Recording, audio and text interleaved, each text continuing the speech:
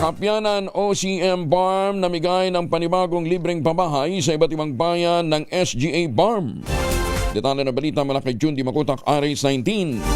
Assalamualaikum, Brother June. Alaikum assalam, Brother Angel. 150 families mula sa mga bayan ng Maliligaw at Kapalawan, SJ Barm, ang panibagong naka-avail ng libreng pabahay ng Kapayapaan sa Pamayanan o Kapyanan OCM Barm.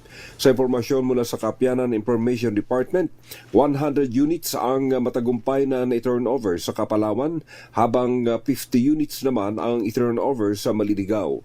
Tulad ng mga naunang disenyo, ang bawat unit ay may solar-powered light at water systems na may linear drain grate canal system bilang disenyo sa proteksyon at pangmatagalang shelter.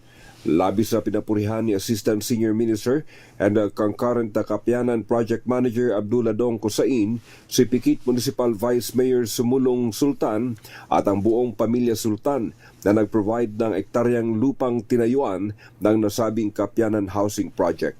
Labis naman ang pasasalamat ng mga alkalde ng dalawang bayan ng SGA na kabilang sila sa priority ng libreng Kapyanan Housing Project mula sa OCM Barm. Samantala, 100 housing units din ang inilaan sa iba pang mga karatig bayan sa SGA.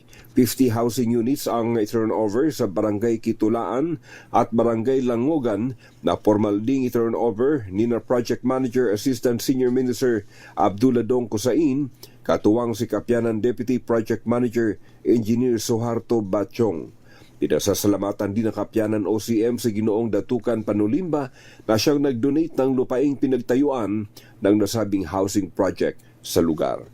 Mula sa Central Mindanao, RH19, June Di Makutak, DZRH, una sa Pilipinas, una sa Pilipino. Shukran, June. Maraming salamat.